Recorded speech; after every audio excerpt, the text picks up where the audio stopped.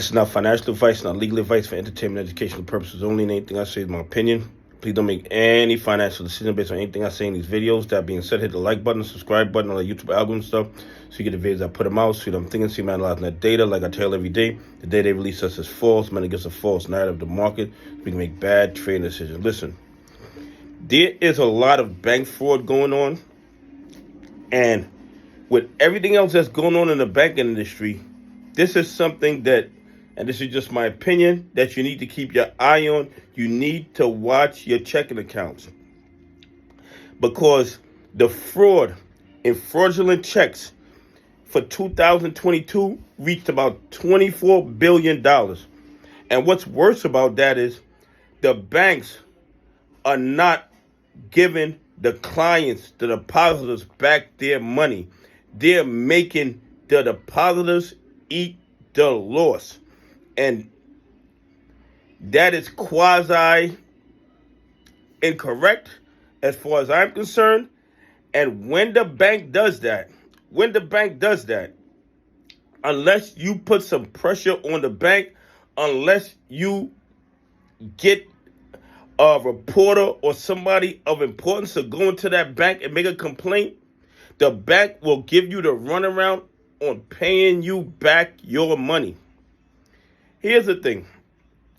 There's this fraud with the checks where people are like going into mailboxes and actually taking your check, taking real checks out. And then what they do is they change the name on the checks and then they cash the checks. So it's a fraudulent check that was presented to your bank, and your bank is cashing these checks. And like I said before, it has reached the point where it was $24 billion in losses in 2022.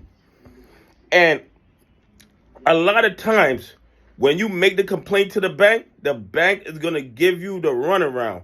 The bank is going to tell you, well, you need to go call the bank that cashed the check, where they deposited the check. They might tell you that they don't do that, and that is incorrect. If somebody creates a check or takes a check and defaces it and changes it and presents it to the bank as payment, then the bank should be responsible for that fraud, and you have to keep the pressure on the bank. If you don't, the bank will not pay you back your money. And like I said before, a majority of the banks try to push the loss onto the depositor when that loss should be eaten by the bank, because they are the ones that cashed that fraudulent check. Anyway, please leave some comments. Tell me what you think. Have any of you guys been victims of check fraud, where somebody stole one of your checks or took a check that you mailed out? Somehow they intercepted it in the mail, changed the name, and cashed that check. Anyway, have a great day. God bless. I appreciate y'all on this journey with me.